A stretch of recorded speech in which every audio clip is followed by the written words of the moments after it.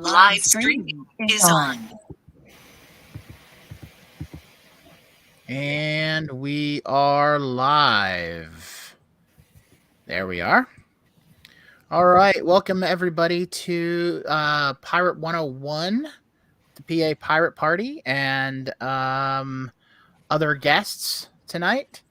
With us tonight, I am Drew Bingaman, the chair or captain of the PA Pirate Party.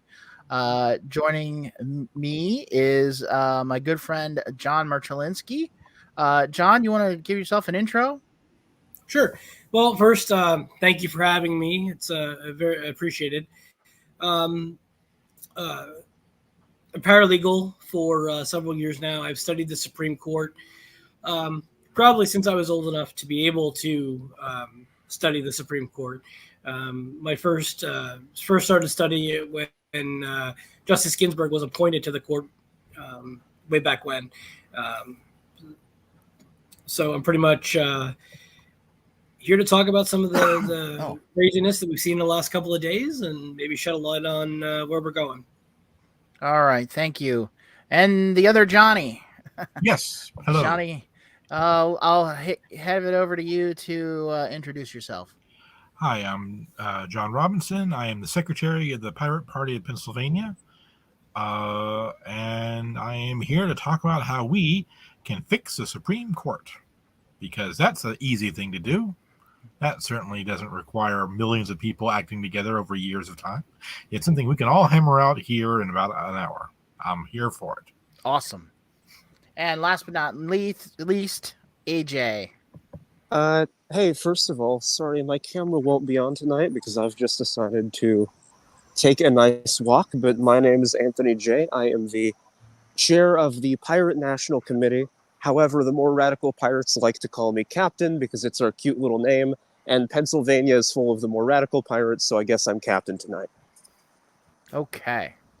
So, the Supreme Court has basically been more or less, if you're a hard right conservative, it's pretty much been your heyday here in this last week or so. We had a gun rights decision. We had a school funding decision that allows religious schools to get school funding. I don't know if this is definitely a statist one, but this is one that there was a Miranda decision that keeps remedies from happening if you were not Mirandized and the evidence was still used against you. We had a school prayer decision that went the way of many conservatives. And obviously the big one is the Roe v. Wade overturn, which is like the holy grail for many conservatives. And I even want to say ultra conservatives, because I think I really feel like that is really an extreme position. I mean, it's you have to be insane to allow no exceptions. That's just the way it is. Maybe that's me starting off strong, but that is just the way it is. I really think the whole overturn of, because let's not forget that this is not just about abortion. It was about the right to privacy, right? So it wiped out the privacy rights. But I want to hit some of these other ones first before we get too deep into Roe, because we could spend the whole show on Roe, because it's very easy to do. The school funding one. John, you want to maybe give us like a rundown of what that they really said about the school funding and the vouchers and things? So essentially, what it came down to is the state of Maine, as it was using public funds, was paying for simply, public schooling, things where, they would not allow private Catholic religious, schools to receive public funds, which has never really. Can I jump in there a second Sure, and ask you? Were they sending public money to private schools that were not religiously affiliated? No, it was public funding. As far as I'm aware, it was just public funding Okay. to public schools. But the Supreme Court essentially said any private school, up to and including religious schools, had the Maine had to allow to use those funds as well. So I guess I had in my quick take on this is, if the parents are the ones that get to choose this part of it, and they take the money that's allocated for that student. I don't know that I personally necessarily think this is a bad thing, but I am willing to hear some other arguments. I don't think it's necessarily a bad thing. However, you start to get into that, you're starting to blur the line between the separation of church and state, as we'll see in the other case that they decided.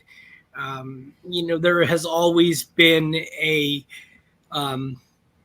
almost a solid wall when it came to things like this. It was precedent. It never really you never really saw this blur of the lines that you're seeing now with this conservative court.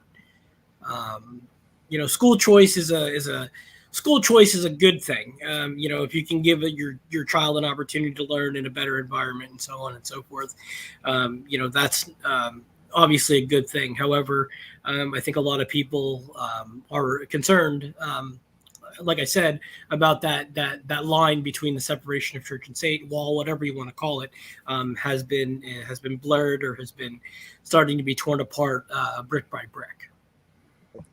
Personally, I think I'm a little bit concerned on both fronts, though mainly I haven't looked too much into this one. So if I say anything incorrect, please stop me. But my understanding is that this is sort of going to continue the gradual trend we've seen of the school choice movement, which inherently I do think is a good thing because public school is not for everyone. But there's been this growing trend of all of these victories for school choice slowly but surely eating away at the public school system and its resources and its power. And that does concern me as someone, our public schools are already not in good shape, right? So I think once we do all this stuff with funding and all of the money follows the kid programs in a lot of these states, we are sort of entering a situation, right, where public schools are going to lose their support, they're going to lose their funding, and that's not necessarily a situation we want to be in either, right? Absolutely, and let me just clear something up. I misspoke earlier. Maine was using taxpayer funds for non-religious public schools. However, the court said if it uses taxpayer money to pay for students attending non-religious private schools, it must also use taxpayer funds to pay for attendance at religious schools. So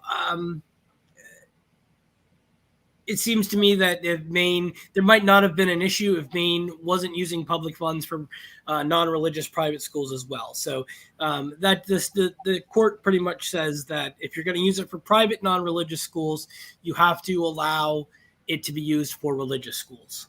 Okay, so to put it sort of in more layman's terms, this is like the money follows the kid plus this now private religious schools now also count as part of that program.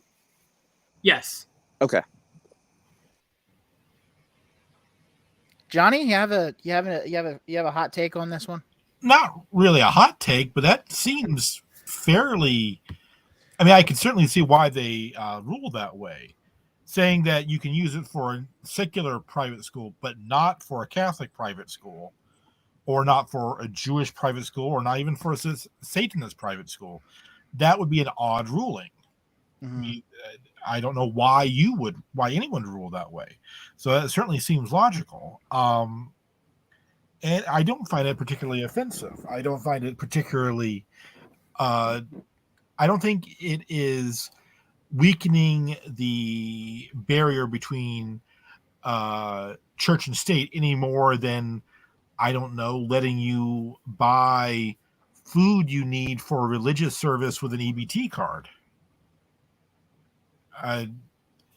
That's fair. I would say with that correction, I would say I also have a little bit less of an issue with it.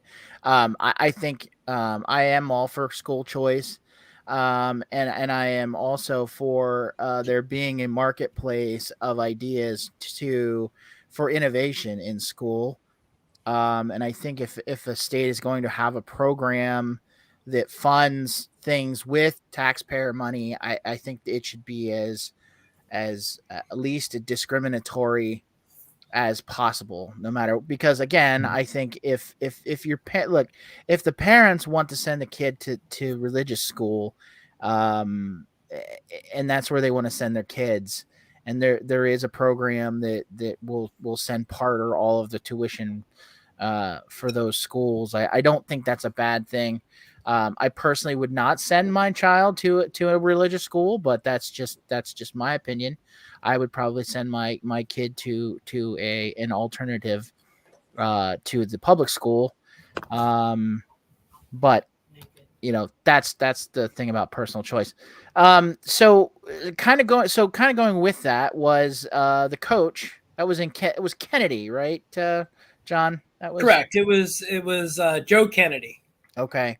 And he was a coach that was praying on the field, and the school district told him that he can't pray on the field or with while he's on their clock, I guess is what they told him, or something to that effect. Yeah, pretty much. So they told him that he could not publicly pray on the 50-yard line after a football game. He challenged, obviously, based on the Establishment Clause of the Constitution. Pretty much what it amounted to after he was terminated was that they were restricting his religious freedoms by not allowing him to pray, with or without the players. If none of the and honestly, none of the players were ever coerced into. According to the filings, none of the players were forced or coerced into praying with him as well. However, after he was told to stop praying on the 50-yard line, he continued without players, and then was terminated. But the court pretty much ruled. Again, as you've seen, and I want to go back just 1 second to touch on something in the Maine law. The Maine law is going to now allow more, I guess, religious expression, as the court has been framed as giving them rights to more freedom of expression. I kind of disagree with that statement, at least in Maine, because it's really not religious expression. It's only public funds. In Kennedy, in Kennedy, I would definitely agree that it allows for more religious expression in public schools and public areas. But in that same aspect, the state and the state and the school and things like that, we've seen, it's been a long, tradition that prayer has always been protected. So it's not that much of a surprise to see how the justices ruled on this one. And again, it was 6-3, which is again ideological lines. So it's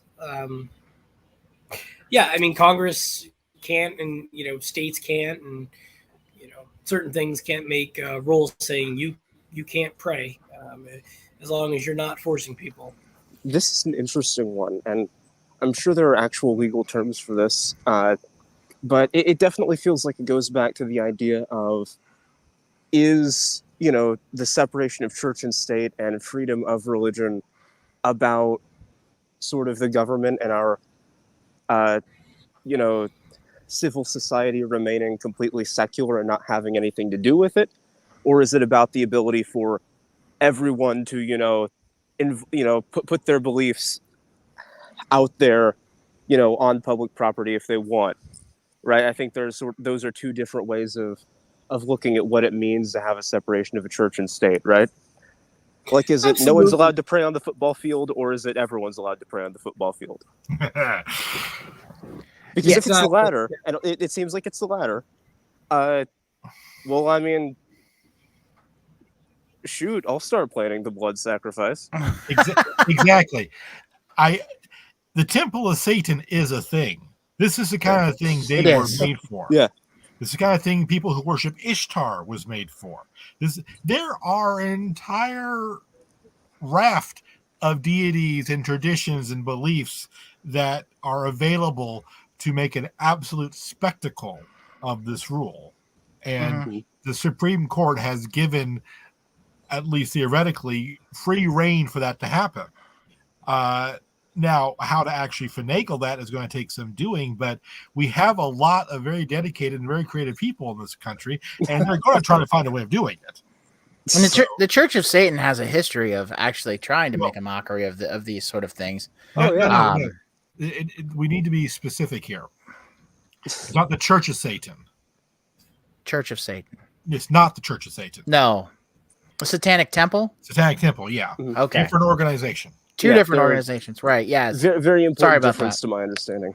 Yeah. So, just to touch a little bit more on what Gorsuch said in his opinion, pretty much he clarified that a government entity does not necessarily violate the Establishment Clause by permitting religious expression in public, which means if the high school allowed this, they're not necessarily breaking or violating the Establishment Clause. He goes on further to say, we are aware of no historically sound understanding of the Establishment Clause that begins to make it necessary for government to be hostile to religion in this way. So essentially, just because a school district or a city council or someone, government entities allow prayer, a convocation or whatever you want to call it, in public on their property, doesn't necessarily mean that they're violating the Constitution's Establishment Clause. I think just from life in a relatively small town, there are a lot of times when, now, not out, let's not say in school necessarily, but in other public ceremonies that are part of the city or the county or are taking place on public land that oftentimes do come with religious expression, whether that's prayer or whether that's well, I can say that stuff like this every once in a while did happen at my high school, and I think it happens all over the place, which kind of, this leads into an interesting topic, which is, if the answer was no, it would be kind of unenforceable, because who wants to stick the cops on the high school coach praying in the middle of the football field or whatever, right? Or just him getting terminated for it. I mean, so regardless of how I feel about it, it feels like I can't really imagine a world where this is enforced. Right. So, but once again, we are looking at something that is on the right wing, especially the religious right wings. Oh, for sure, yeah. Bring prayer back into the schools, kind of a thing that we hear. I see that all the time on, the memes of, we got to bring prayer back into the schools. That's what's wrong with society right now. All that stuff. And if you want that, you should probably move to Maine and send your kid to a religious school. There we go. I think that pretty much solves it. And if Maine would just shut down all of their public schools, then there would be no. They can just fund all the private schools, and then there will be no issue with anybody praying in school if that school wants that. So then we can then that whole thing fixes itself. Speaking of closing down the public schools in Maine, there are some places where it's so rural that there are no public schools, and this was one of the reasons. No public high schools. So this is one of the reasons this law was challenged because of that. So I mean, yeah, there are places in Indiana like that too. So I can definitely see why that would make it an issue. That's very interesting. Yeah. That is not a problem, I don't think, here in Pennsylvania, but that's interesting. I mean, absolutely not. I mean, if you just look at just Sunbury and just out a little bit, you have Milton, Selinsgrove, Danville, we have tons of high schools. Yeah, I mean, Southern Columbia and things like that. So it's a little weird for us to sit here and say, oh, well, we can't imagine, not having a public high school. But in Maine, apparently, that's somewhat of the norm. So moving on, John, if you would talk a little bit about the Miranda case that we were talking about before we got started. Sure. Let me pull up the site on that one, the citation for it. This one, none of us are gonna like. This one, we're not gonna think this one's reasonable. I can tell you that. We found some reasonableness in the first two. Even though the second one, especially the school prayer, might open up a big can of worms, depending on how people react to it. But this Miranda case is definitely in the bad zone, as far as I'm concerned. So the Miranda case is a unique one. The Supreme Court limited the ability to enforce Miranda rights. Last Thursday, the court said that suspects who are not warned about their right to remain silent and so on as your Miranda rights cannot sue a police officer for damages under the 1983 federal civil rights law, even if the evidence was used against them at the trial. Basically, it cuts back on an individual's protections against self-incrimination. I mean, we all know there are some people out there who, may not understand the legal system, may not understand the fact that they have these Miranda rights, or they have these rights that they don't have to speak to the police, or that they can have an attorney present, and and then ultimately, the court finds that Miranda rights weren't violated, or so on. Now, can I ask a question on this? I mean, so the court said you can't sue for a violation of civil rights, right? On this, but what about your appeal rights on that? Like if that was used to convict you, would you still have the ability to bring that up in an appeal?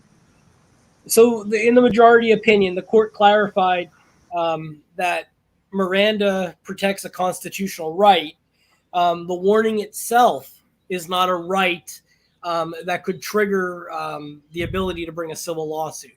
So while you can't sue the police officer, under the 1983 civil rights law, your Miranda rights still endure. So based on an appeal, if you obviously can present that on appeal, it doesn't take away the Miranda rights. What it does is it takes away the ability to obtain damages based on the failure to, give you your Miranda warnings and essentially violating your rights there. So it takes away a disincentive where suspects. So let's just make a crazy hypothetical. that there's a police department out there that decides after this decision that they are no longer going to read anybody their Miranda rights.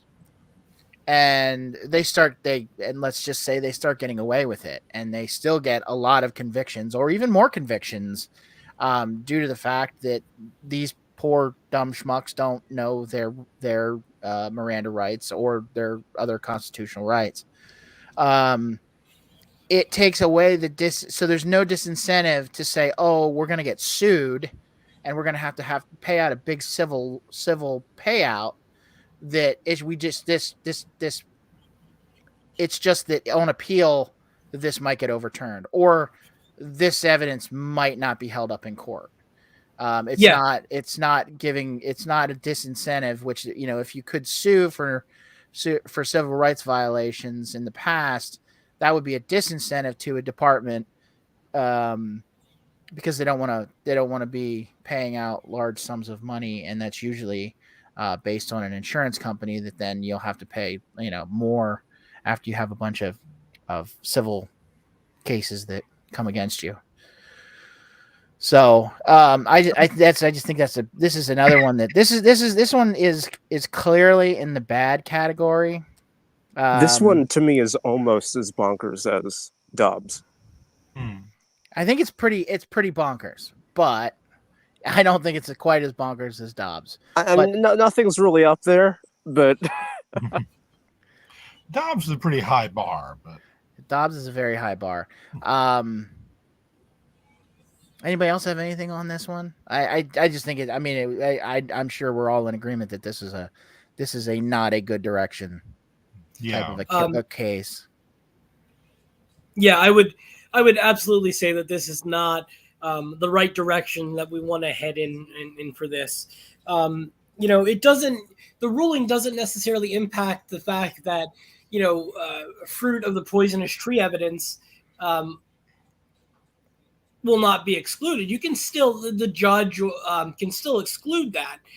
However, if the judge decides not to, and it gets denied on appeal and so on and so forth, you're not going to have the ability to collect damages, which again, chips away at just a little bit of a right to be able to, we talk about justice and things, making things fully right, making things, whole again. Restorative justice. Exactly. This somewhat chips away at that ability to make the victim of the civil rights violation, the criminal or whatever. The criminal still has rights, but it just chips away just a little bit at that ability to recover.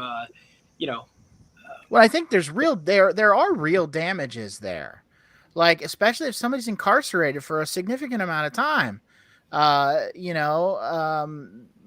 by evidence that was gotten without being Mirandized and without them having full knowledge of their rights.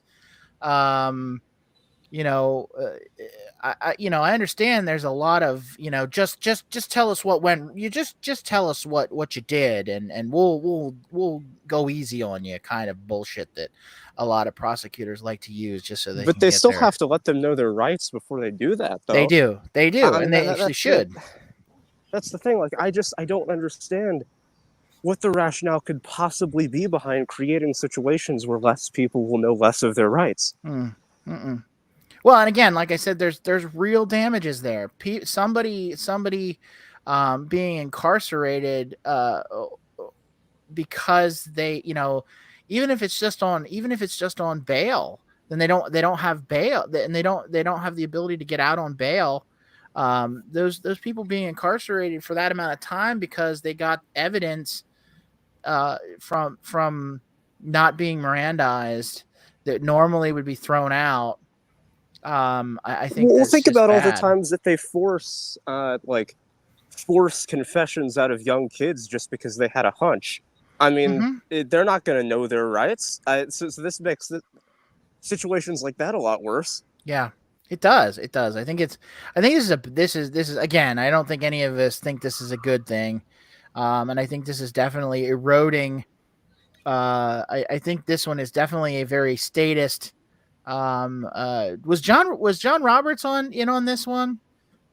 I know he's like one that always finds a way to uphold things for the state. He likes to, anyways, even though he wasn't completely on board. Well, that would be a segue to Dobbs, but I would like to talk about the other one. The other one that was sort of a big one in the room here, the New York or NRA versus New York, and the carry permit situation, where the Supreme Court basically said you can't have a needs test. I believe, is that correct, John? Yeah, the case was New York State Rifle and Pistol Association Inc. versus Bruin. So basically, the state of New York makes it a crime to possess a firearm without a license, whether inside or outside the home.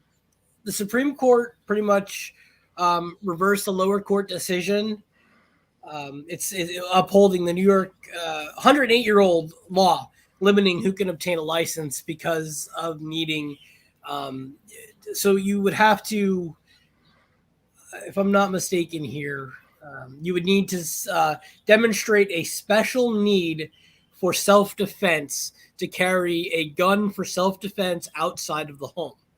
And pretty much the court said that that's unconstitutional. Everybody has a right to carry a gun and to obtain the license, and to put this undue burden on people is just simply unconstitutional. People who argued to keep the law intact argued that it would allow more guns, allow the influx of more guns on the street. And I think I don't necessarily think that it because it did away with some gun restrictions in several states. Drew, we talked before we got going here tonight. Maryland was one of them. I know California, as you said, is trying to shore up their licensing requirements so that they can come into being, in harmony with. Yeah, in line with this decision, yeah. Right. Again, it's a win for Second Amendment proponents. Absolutely. I don't think. I mean, I know a lot of it was, people were saying it expands gun rights and things like that. It expands gun rights to a point. It's not a huge expansion of gun rights. We're not saying that the Supreme Court didn't say that you didn't have to get a license. It right. really said you don't have to go through this. That needs test. An extraordinary. That needs test is I think so. I mean, I see this. So I see this decision as an affirmation to an extent of a codified constitutional right. Like the Second Amendment is the Second Amendment. It's been there since since we've had a Bill of Rights. So I see that as a very small step because it just takes away that needs test. And to be quite honest, as somebody who has been in the pro gun community for quite a long time, most states have concealed carry, and most states do not have a problem. Do not have this problem. It is basically New York, New Jersey might be on this list. Maryland was definitely on this list, and California were on this list of states where carry permits had a specific needs test like this before you could get a license to carry. Most other states it is very much a shall issue country where you meet basic requirements and you get a license to carry. Right. And so, like you said, this isn't going to be a massive sea change. I mean, we're talking about maybe 3 or 4 states here that have to make a minor adjustment to their concealed carry licensing system. And the other thing too is that anybody that thinks that this is going to put more guns on the street, everybody that issues these permits, these licenses to carry, they only issue them to people that have clean backgrounds. Right. Exactly. So it's not like you just go in and pay $20 or pay $100 and you walk out with a license to carry, no matter who you are. You must also go through a background check. So none of these states, except for let's just say, except for Vermont and Alaska, maybe a couple. There might be a couple of that have joined the constitutional carry, which is carry without a permit. But those are relatively few as well, which is the other extreme. The other extreme is you don't need a permit to carry. So I really think that this is a very, despite what some of the anti-gun people are going to say about this, I don't think this is really going to make a whole lot of difference, except for in those couple of states where they actually have to make a change. Exactly. So I have a concern about this that really doesn't have much to do with the guns at all. And I think it's just sort of a petty nitpick given the next thing we're going to talk about. But it does kind of raise a question about how states are allowed to interpret the Constitution on their own terms, right? At least a little bit. We have a state, New York. This law's been on the books for how long again? Yeah, probably 100 years. 108 years. 108 years.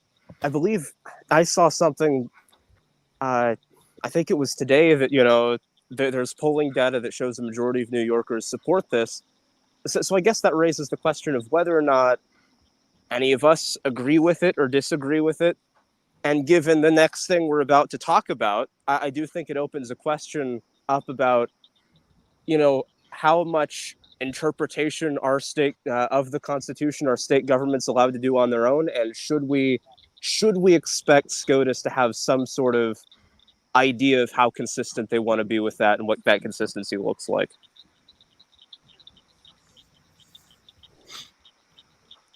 Johnny, do you have anything to add on this one? To be honest, I really don't know the intricacies of this one. I'm learning most of them by hearing you guys talk about it. I don't find it particularly bad. I mean, I do think that the whole concealed carry regulations come from a rather suspect place. Obviously, all gun control does. Comes from a suspect place, yeah. So to see things chipping away at it, I'm not going to shed a tear for much of it. So, all right. So I'm sure not going to say "Yay, Supreme Court" because of this one decision. No, but this is again. So all of these decisions are in line with the right wing checklist, right? Expanding like we said, expanding school prayer, funding to religious schools, expansion of gun rights, maybe if you're a Law and Order, Blue Lives Matter type conservative, you're gonna like the Miranda decision because you don't want your corrupt cops to have to actually face the music when they are actually screwing people over and putting them in jail. And of course, the big one in the room, the one that was their holy grail, and now I just kind of wonder, well, I don't wonder because Justice Thomas told us exactly what he wants to do next. and the big one that was the Holy Grail was the turnover of Roe v. Wade, which was Dobbs. Is there anything, John, that you've seen from the court? Maybe reading the court documents about Dobbs that most people are missing. Are we missing anything here in this discussion, or is it really? It's not just Roe being overturned, but it also is that right to privacy. Is that right? Well, a lot of people are saying that the right to privacy and things like that are fundamentally being attacked because of Justice Thomas's statement of revisiting things like, birth control with Griswold versus Connecticut, same-sex relations in Lawrence and Texas, same-sex marriage in Oberfell. He conveniently leaves out Loving, Virginia, which allows interracial marriage. Yeah, because he's in an interracial marriage. Exactly. For Thomas, it's do as I say, don't do as I do. Mm-hmm. However, Alito, in his opinion, goes out of his way to stress several times that this is just about Roe. It's not about anything else. It doesn't seem like the court wants to go down that path. Thomas does, and Thomas has always wanted to go down that path. However, obviously, Kavanaugh, Coney Barrett, and Gorsuch also said that Roe was settled law. So correct, yeah. You're really not going to be, it's hard just because of what one opinion says. Doesn't mean that sometime down the road they're not going to revisit Griswold or Lawrence or Oberfell and to do that. So Thomas is, to my understanding, usually a little radical with his statements, and he always has been. Is that a correct assessment? Yeah, Thomas is probably. Yeah. He's probably one of the. He's made these statements many times before. He really wants to, just take away some of those rights that we've seen in terms of same-sex marriage, birth control. Yeah, he wants to go back to the 1950s, except. Yeah. Yes. Right. But so previously on previous courts, that didn't matter because no one was going to back him on this. Has that changed? Well, with the addition of the three justices that former President Trump appointed, it does seem like there could be first of all, it's not could be, there has been a fundamental shift in the court. We see Roberts not as influential or as powerful as many chief justices we've seen in the past, such as Rehnquist, who interestingly enough, penned the dissent in the original Roe v. Wade decision.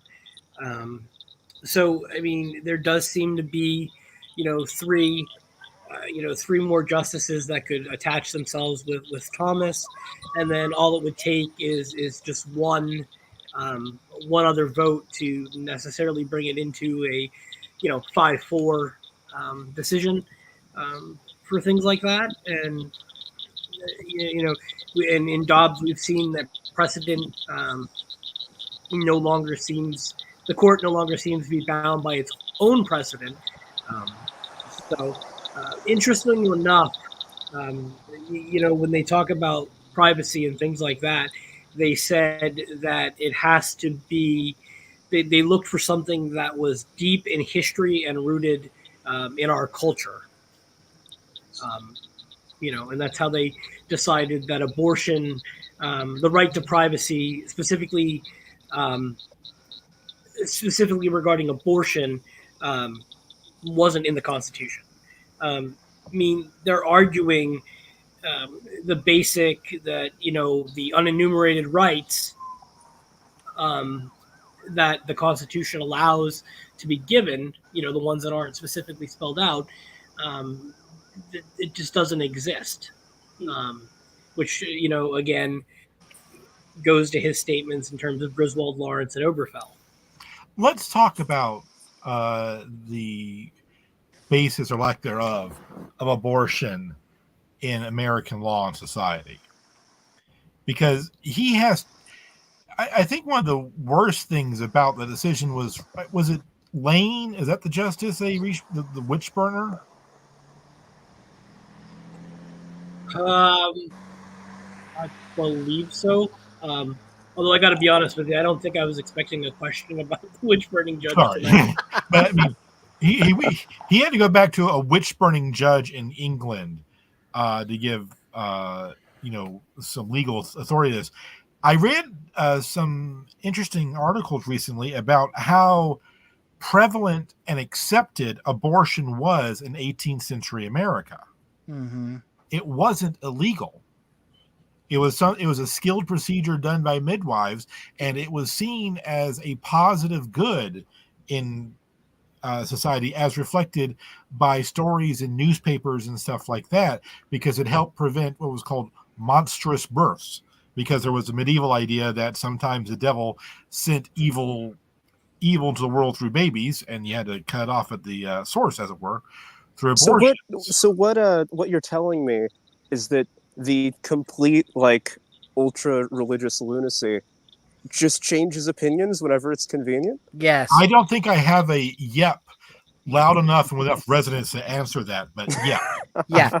Actually, I think the quote from the Bible is actually that the soul doesn't enter the body, and this is not a direct actual quote, but the soul doesn't enter the body until you take The your first first breath. breath. Correct. That was the doctrine for many years. And this life begins at conception stuff is a modern evangelical actually no. This is where it gets even weirder.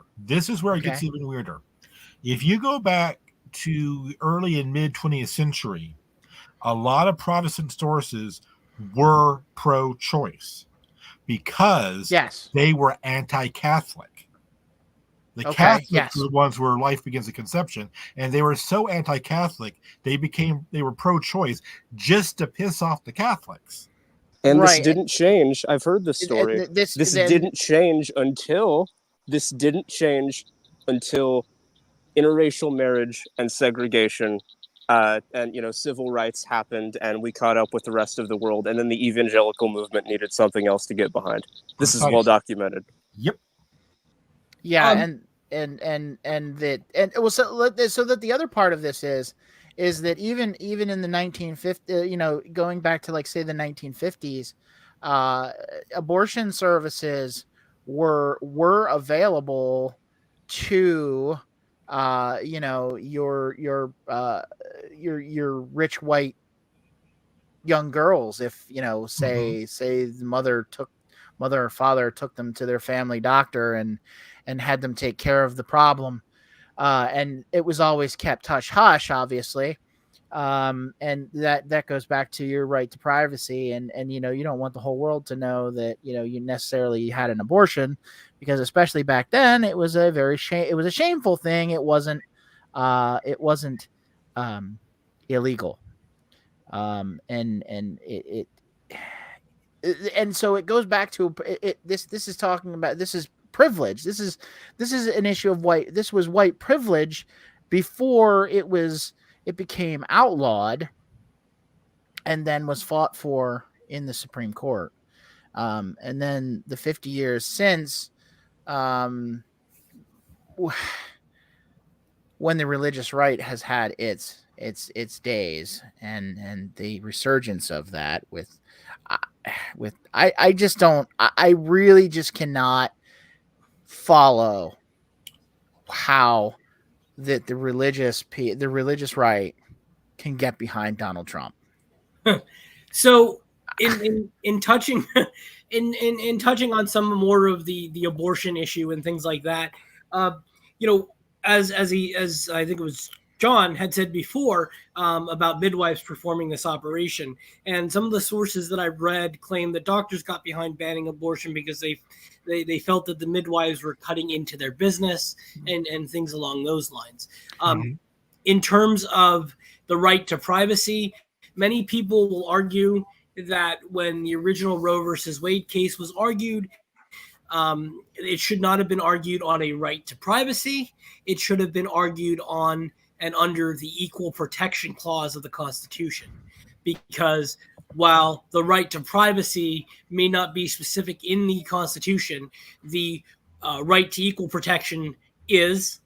And the fact that we now have almost half of the states in America saying that women cannot make a decision for themselves, even if their own lives are in danger. And we have half the states saying, yes, absolutely, you can do this, but obviously you can't do it after a certain amount of time. There's definitely an argument for the lack of equal protection. In that, Rehnquist in his dissent was very adamant on the fact that there was no specific right to privacy in the Constitution when it came to, abortion rights and things like that. So can I ask, because I've been wondering this and you're probably a good person to ask. I mean, is there a case here that, if some of these states were going to go ahead and, because there are some suggestions that they could want to punish people for activities they do in other states, does that violate all of the stuff on the books, both in the Constitution and otherwise, about states respecting each other's law? Certainly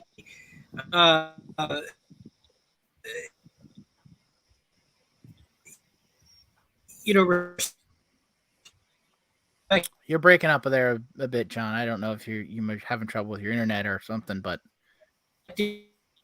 being other people's laws and oh darn it, we had a good run there. I was really looking forward to asking that question. Gosh dang it, John, you broke up and we could hardly hear you. Oh, can you hear me now? We Yes. can right now. Yes. Okay. Maybe. What I was saying was several states' attorney generals have already directed their state police or investigative agencies not to cooperate with other states seeking information on women who may have come from a different state. So at least in that aspect, I know the Justice Department has weighed in on at least the abortion pills that that states are not allowed to ban that because it's an FDA approved drug. So I think as we get into more cases, because I don't think there's anybody right now that has been charged with a crime based on going, to a different state for an abortion. So I think as we see that happen, That's going to be litigated. Obviously, I was going to say it's going to be litigated. And I mean, again, as I said, many legal scholars have said that the Equal Protection Clause should have been what they argued it under. It would have been a stronger case versus the right to privacy. So I'm sure if a case like that is litigated, it would be almost under the, Equal Protection Clause. But with that being said, with the court as conservative as it is, it still might be a tough time. It might be another 50 years until, we're back to having abortion rights, nationwide in this country, or if states start to codify Roe, codify the right to an abortion, that would be different. But again, it's back to the states to do that. I mean, interesting. Wow, I'm having difficulty with that word tonight. The Supreme Court decided that states could not regulate gun laws, but they can now regulate biology and women's bodies, things like that. And I'm not saying, I'm not on one side of the argument or the other on that. I'm just saying people want the court to be consistent and follow the Constitution and follow the law. There obviously is a fundamental right to privacy when we talk about search and seizure and things like that. So to me, at least, having a right to privacy in terms of abortion, birth control, same-sex relations, interracial marriage, same-sex marriage, there is that fundamental there that if not a fundamental right to privacy, there is definitely an argument for equal protection under the law. So we've got about 5 minutes left before we hit our hard stop. Johnny, we haven't heard a whole lot from you. I'm going to give you the floor. Well, I think one thing we should talk about is remedies to the situation. I think it is a non-controversial statement to say that the Supreme Court is broken. It's not working like it's supposed to. And there are a number of ways of fixing that. I am reading from, drawing this from a recent article in glamour.com, because that's where you get all your best information, is fashion magazines. All right. Some things we can do: expand the Supreme Court. It's been done about 7 times throughout the nation's history. It doesn't take an amendment. We don't really have a official set number of Supreme Court justices, so we can expand it. I mean, it takes, passing a law or two, but it can be done. We can put 13 up there, 15, whatever we want. If I could just interject in just 1 second, because that's it's relevant to what you just said. Mm-hmm. The last time the Supreme Court was expanded, it was expanded to 9 justices because there were 9 circuit courts in the United States. Right. There are currently 13 circuit courts. So to make the argument that we should have at least 13 justices for 13 circuit courts isn't that crazy, at least in my opinion, of an argument to make. Right. And to those who would go back, well, what if the next guy just packs even more and puts in another 4, something like that? We have to remember that the Republicans are in a minority, at least in terms of population. They are only able to have power because they've jury-rigged the game. So if you pack the court, that court could theoretically get rid of some of the anti-democratic, frankly, obscene laws throughout the state that give the Republicans this unwarranted majority. So that's my counter argument to that problem. Another thing we can do, we can put term limits on Supreme Court justices. It doesn't have to be 4 years. It could be 20 years or something like that, but some sort of term limit might be a good idea. There's no real logical reason for them to have a lifetime appointment. We can weaken the Supreme Court's power. We can pass laws that would restrict the kinds of things they can rule on, how much deference they need to show Congress when they rule on things, stuff like that. There's all sorts of little things you can do to not give them quite so much sweeping power to change laws. Another thing we can do is expand the lower court. We don't have as many circuit courts and stuff like that per capita as we used to. Country's got bigger. The number of courts has not gotten bigger. We can add more courts at the bottom, which will add more decisions and thus more precedent, which would have an effect on the Supreme Court. We can also end the filibuster. Now, this is a bit of a sidestep, but the problem with this is, so Roe v. Wade was overturned. Well, we need to codify Roe. We need to put it in make actual law. Well, we can't really do that right now because we don't have a supermajority. The only reason we need a supermajority to make Roe codified is because of the filibuster. Again, filibuster is great when you think of it, oh, we must be deliberate in our actions and so on and so forth. But we see where this leads. The filibuster doesn't really work in the interests of people or in liberty. It works in the interests of conservatism. It works in the interest of keeping bad laws in the books because you can't get a supermajority. That's how it works. All right, we're running in our final minute before we get cut off. Those are my ideas. Those are your ideas. I think real quick, a return of the filibuster to it actually being a filibuster and not just a given, to where somebody actually has to stand there and talk. I think that might actually be a little bit more of a thing. AJ, do you have any final comments in our last minute here? I mean, if I take too long, the minute's going to run out. We have 20 seconds. We have 20 seconds. Thank you, everyone, for tuning into Pirates 101. I'll just steal Drew's intro. Or There you outro. go. There you go. I learned a lot today. Thank you, John. Yes. Yes, thanks, John, for joining us. And it's probably going to kick off any second now. Absolutely. It was my pleasure to be able to talk to everybody. Thank you. All right. Awesome. Hey, everybody. Have a great night. And thanks for joining us.